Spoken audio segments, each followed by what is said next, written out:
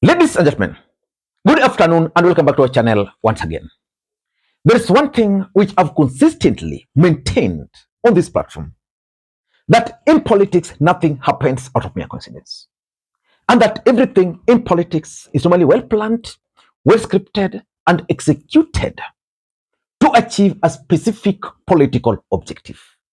Nothing in politics just happens for the sake of it. William Ruto, the President of the Republic of Kenya, returned back into the country from Germany. The president was received at the airport by Professor Kithure Kindiki, the Cabinet Secretary for Interior, Ray Mondo, the Principal Secretary for Interior, Kimani Ichung'wah, the Majority Leader, and others. But one thing was very clear: the absence of Rigathi Gachagua. And I asked myself, why would Rigathi Gachagua refuse to go to the airport to receive the president? Because for those who've been following Rigathi Gachagua's politics, he has always made himself available to receive the president whenever the president is either leaving the country or returning back to the country. And I said there must be something behind that move. As a matter of fact, William Ruto was also caught red-handed in Germany, lying about 20,000 or 25,000 job opportunities. And I'm coming with that analysis later. I asked myself, why would Rigathi Gachagua miss this event? Could it be related to the latest political developments in the Republic of Kenya? Because there is no way Rigathi Gachagua can just decide not to receive Ruto, yet Ruto is being received by people who are fighting him. So there must have been political objectives why he decided to boycott that event. Then William Ruto went to Nyeri, and the president was received in Nyeri by the governor, Governor Mutahi Kahiga. Again, Rigathi Gachagua was missing in action. By the time of doing this video, Rigathi Gachagua had not arrived for that particular event. And strategically, his seat has been reserved for him. Again, I'm also reading some motives behind the move to reserve the seat for Rigathi Gachagua, because I remember during Uhuru Kenyatta, William Ruto's fallout, in most cases, William Ruto would boycott those events, but his seat would always be reserved for him. In this case, Rigathi Gachagua's seat has been reserved. I went to Rigathi Gachagua's Facebook page and I realized that while William Ruto was in Nyeri being received by the governor, Rigathi Gachagua was in Kirinyaga attending some church function. In my view, that was also by design. I'm not so sure whether Rigathi Gachagua will attend that event, but already his message has been communicated. So in this video, I want us to do a critical analysis why Rigathi Gachagua decided to boycott William Ruto's event in Nyeri. But before we do that, for those who are watching this channel for the first time, please take a second or two, click that subscribe button so that next time we produce a video like this, YouTube will automatically notify you. And to the subscribers, I want to continue thanking you guys for your continued support, because without that support, this channel cannot be where it is. And for this particular video, I want to make a special request to you who is watching the video. Please, before you proceed, just press that thumbs up button now. And if you can, also kindly just drop your comment, because that's one way you can support this channel. Ladies and gentlemen, in my view, the main reason why Rigathi Gachagua did not receive William Ruto at the airport, and again in Nyeri, is because of the fallout between him and Ruto. The truth of the matter is that the fallout between William Ruto and Rigathi Gachagua has reached boiling point. And just like I keep on reminding you, that fallout is going to be worse than the fallout we witnessed between William Ruto and Uhuru Kenyatta. Remember, at some point, William Ruto even threatened Uhuru Kenyatta by challenging him not to eliminate his family members. It was so vicious to an extent that when William Ruto took over, he even decided to frustrate Uhuru Kenyatta and emboldened people like Rigathi Gachagua, who ended up orchestrating some raid on Uhuru Kenyatta's farm. That fallout is the reason. Otherwise, if there was no that fallout, I'm 100% sure that Rigathi Gachagua would have been at the airport to receive Ruto. If not, he would have cancelled his event in Nyeri, in Kirinyaga, received Ruto, then after receiving Ruto, probably excused himself to go and attend that other event. But remember, Rigathi Gachagua is in Kirinyaga and is accompanied by his brigades, which means all his brigades are also not in Nyeri. So that was a result of the fallout. Number two, I'm also convinced that what Rigathi Gachagua is trying to do is that Rigathi Gachagua is trying to send a coded message to the mountain. And the coded message to the mountain is simple. I'm out of that group. And of course, the choice of Nyeri is also significant because the Nyeri governor is one of the closest allies of Rigathi Gachagua. He's the one who received Ruto.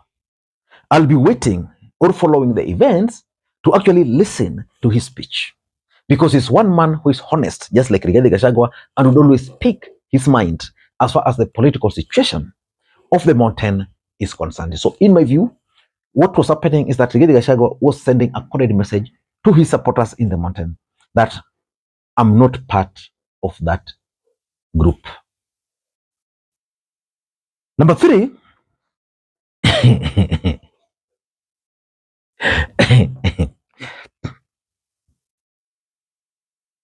this week, early, a group of Mount Kenya members of parliament from Mount Kenya East convened a press conference, Mount Kenya East. And in their press conference, they declared Professor Kithure Kindiki as their spokesperson and the link to William Ruto. A day later, 48 members of parliament from the mountain also convened another press conference, including now the Mount Kenya East, everybody from the mountain. And in that press conference, they also threw their weight behind Professor Kithure Kindiki. So anybody who understands the politics of the Republic of Kenya would see the hands of William Ruto's moves in that move. Basically, it is William Ruto who convened those two meetings where Professor Kithure Kindiki was declared the kingpin and the link to the government. Rigathi Gachagua, being the deputy president, has some privileged information. So I'm trying to imagine that Rigathi Gachagua now did not want to join William Ruto, because if I'm your second in command and you are coming and you are going to be received by members of parliament, blah, blah, and you've told those members of parliament that when it comes to the kingpin, the link to the government, it's not me, it is someone else. What do you expect me to do? What? So, in my view, it is now clear that the move to declare Kindiki as Mount Kenya kingpin did not sit well with Rigathi Gachagua, and he believes that it was engineered by none other than William Samoei Arap Ruto.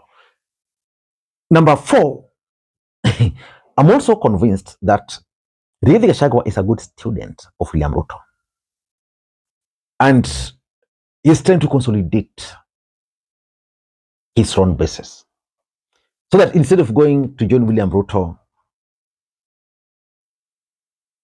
in an event organized by Ruto, why don't I just go to some other place?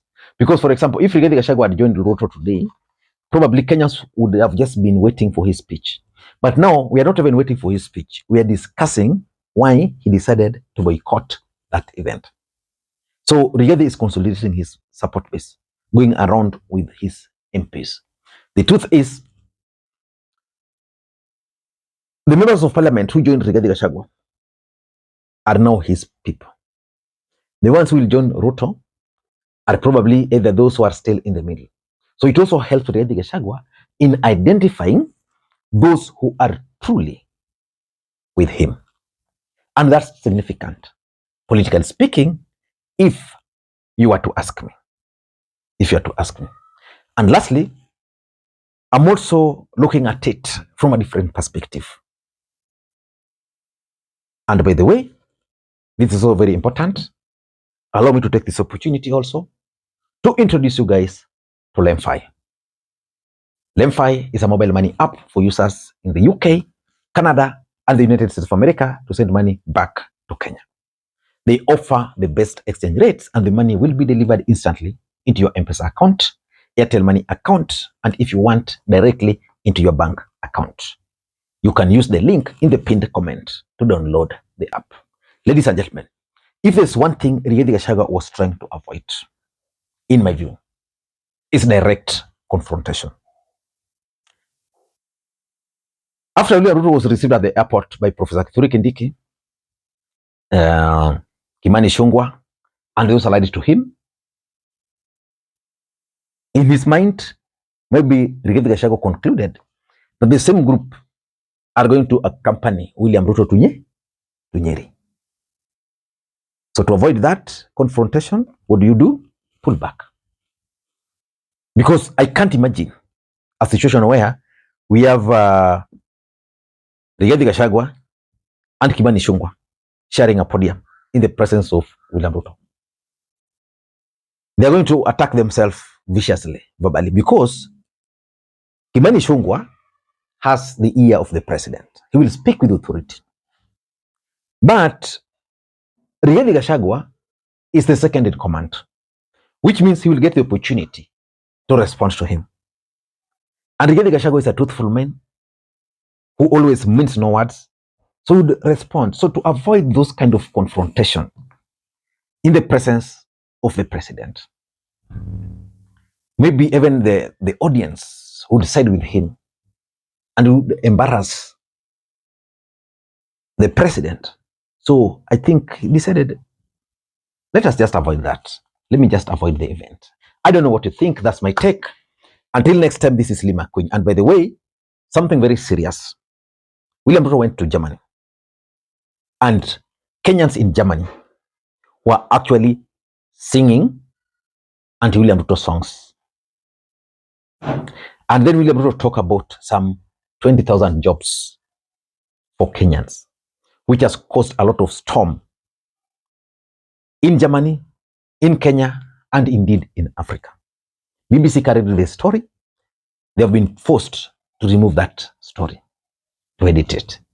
And the Foreign Affairs, the German Foreign Affairs Ministry also issued a statement clarifying that they never spoke about 25,000 jobs. William Ruto spoke about it even in Kenya today. So why do you think William Ruto would be keen on talking on something which probably the Germans are not comfortable with him speaking about it? So I'm coming with that analysis later today. Until that time, this is Makwiny. Bye-bye.